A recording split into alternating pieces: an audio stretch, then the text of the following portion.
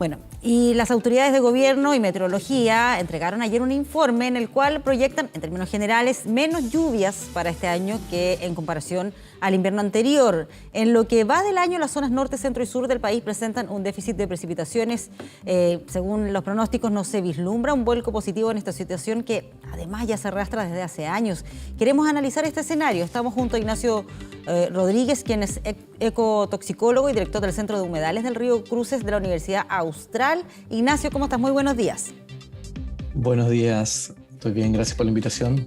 Sí, me imagino que pudo escuchar ayer algo de este reporte que se dio, donde se hace como un análisis de cómo se viene el invierno, y ahí en términos bien generales se hablaba, por ejemplo, de que pocas precipitaciones en este invierno, que se suma a algo que yo creo se viene arrastrando desde hace más de una década, si no me equivoco, me puedes corregir ahí las cifras sobre la sequía que viene afectando a nuestro país. ¿Qué tan grave es esto que se está pronosticando y cuáles son los factores que influyen en esto que está pasando? Bueno, sí, efectivamente salió este comunicado ayer un poco destacando, me parece importante destacar que existe una disminución de las lluvias en general en gran parte del país, principalmente en la zona central, que es donde vive la mayor cantidad de la población. Y justamente viendo la noticia anterior, es importante destacar, quizás muchas personas no entienden cómo de repente hay inundaciones, ¿verdad? Y se supone que está lloviendo menos. Y es precisamente eso, lo que pasa es que el patrón de lluvias también está cambiando. Entonces, en general llueve menos en el promedio del año, pero estas lluvias cuando caen se concentran en pocos periodos de tiempo. Y eso genera una nueva normalidad hídrica, que es la que tenemos que estar acostumbrándonos a lidiar para mitigar estos efectos que principalmente se estima que están, o en gran parte, influenciadas por el cambio climático. Hay otras influencias, ¿verdad?, más clásicas, pero el cambio climático nos pone en esta situación donde tenemos una nueva normalidad hídrica que es la que tenemos que empezar a lidiar con, y debiésemos haber estado lidiando hace mucho tiempo con esto para estar preparados. Claro, súper importante eso que menciona, esa característica puntual que cuando llueve se concentra en muy poco tiempo y eso va generando una serie de trastornos, ¿no? Imagino que cuando vemos lo de los aluviones o incluso esto que se produce en la cordillera y que termina generando cortes de agua, ¿todo eso es derivado de fenómenos de esas características? Así es como un poco, si me permiten, un símil básico, ¿verdad? O simple de cuando recibes dinero, ¿verdad? No es lo mismo tener un sueldo, ¿verdad?, distribuido durante todo el año, o que tener mucho dinero en un solo día. Entonces, la forma en cómo eso se administra depende de lo que también tratamos de impulsar, de poner énfasis en, depende de cómo el sistema, el territorio, ¿verdad?, el terreno esté preparado para recibir estas lluvias.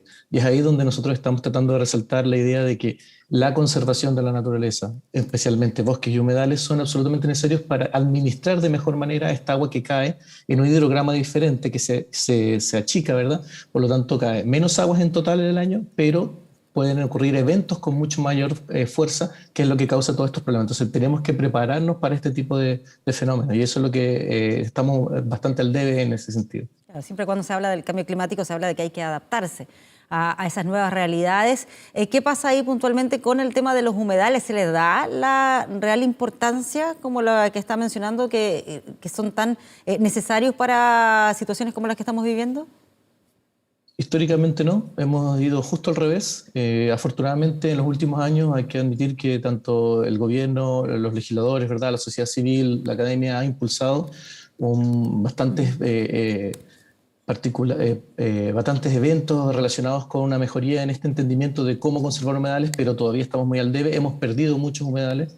Quiero destacar que la combinación entre bosques y humedales es vital, y porque estos son los sistemas que administran el agua, ¿verdad? Los hacen que se infiltre un poco lo que nosotros llamamos los acuíferos, los reservorios, una especie de mini embalses, ¿verdad?, que están bajo el agua, y esa contención, ¿verdad?, se pierde cada vez que se pierde una hectárea de humedales. Entonces, en general, lo hemos hecho muy mal.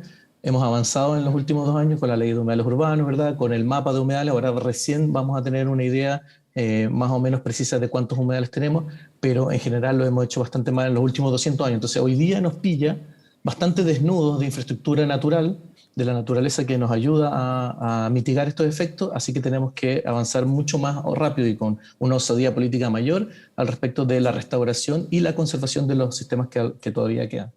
Sí, bueno, dentro de lo que conversábamos también mencionaba el tema del cambio climático.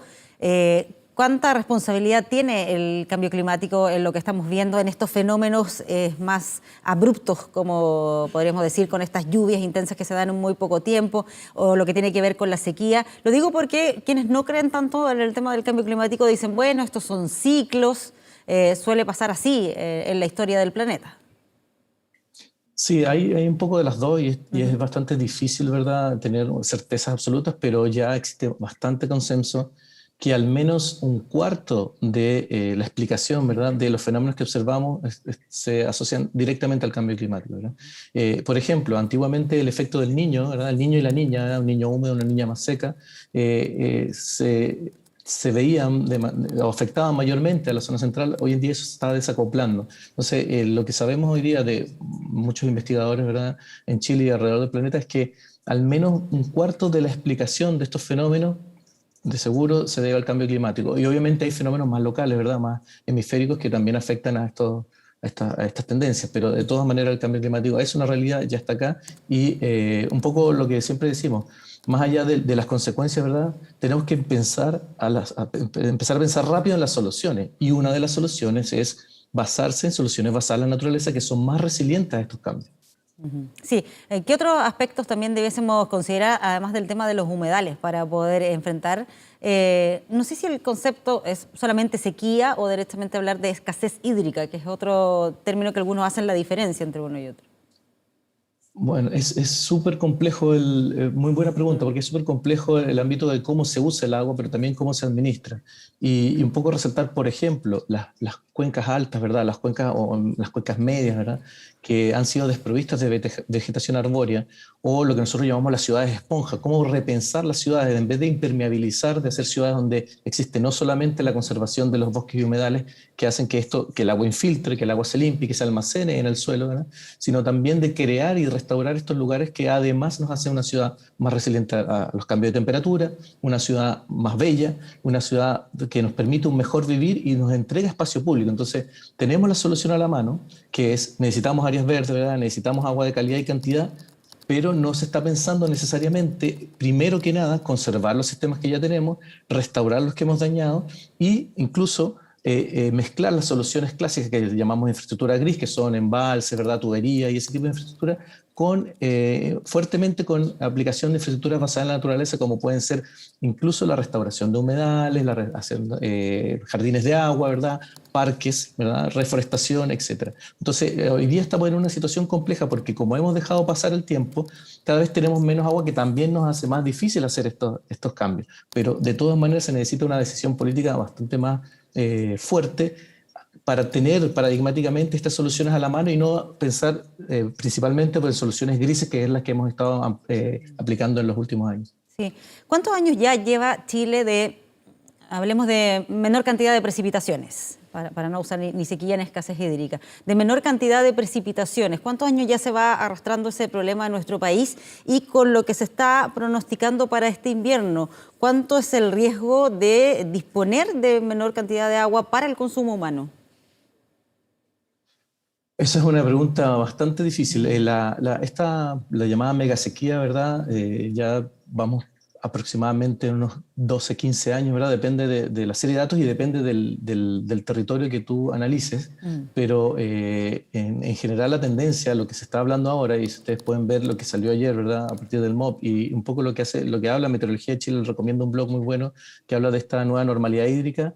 Tiene que ver con que los cambios que han ocurrido recientemente nos ponen en una situación donde tenemos que dejar de pensar que van a llover, por ejemplo, en la región metropolitana, esos 350 milímetros que llovieron ya quizás hace cuánto, ¿verdad? El año 98, ¿verdad? Esos fenómenos de mucha lluvia no vamos a, probablemente es muy raro que vuelva a ocurrir eso. Todos los modelos marcan esa tendencia de sequía, y así que la disponibilidad de agua para las personas tiene que asegurarse, ¿verdad? Y ahí es donde se cruza, ¿verdad? Esto que es la técnica de la restauración, la técnica del cálculo de la cantidad de agua, con la administración, la normativa que regula la administración de estos fenómenos. Así que creo que es importante destacar que la disponibilidad de agua tiene que asegurarse, pero nosotros vemos con buenos ojos que no necesariamente las formas que se han ocupado hasta ahora, por ejemplo, el tema de los camiones aljibe, que muchas veces es absolutamente necesario, pero en paralelo, si no restauramos estos ecosistemas, que son los que nos permiten cosechar agua, vamos a seguir en estas soluciones parche, vamos a seguir en este círculo vicioso donde cada vez vamos a tener menos agua y menos capacidad de cosechar agua de cantidad y calidad, porque el sistema natural no nos está soportando.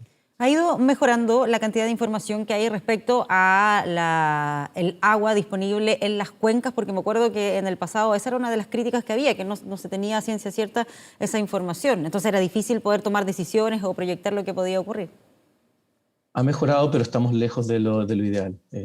Para que tengan una idea, en general existen estaciones de monitoreo de una docena, depende de la cuenca, ¿verdad? Y necesitamos más o menos 60, esto estoy hablando de números muy generales. La respuesta rápida es que ha mejorado, pero estamos bastante lejos para por lo menos estimar el 90-95% de la variabilidad. Necesitamos muchísimas más estaciones de monitoreo y muchísima más precisión de la que tenemos hoy en día. Claro, entonces lo que va quedando claro es que es una situación de sequía, de menor cantidad de precipitaciones, que no va a cambiar en el corto plazo.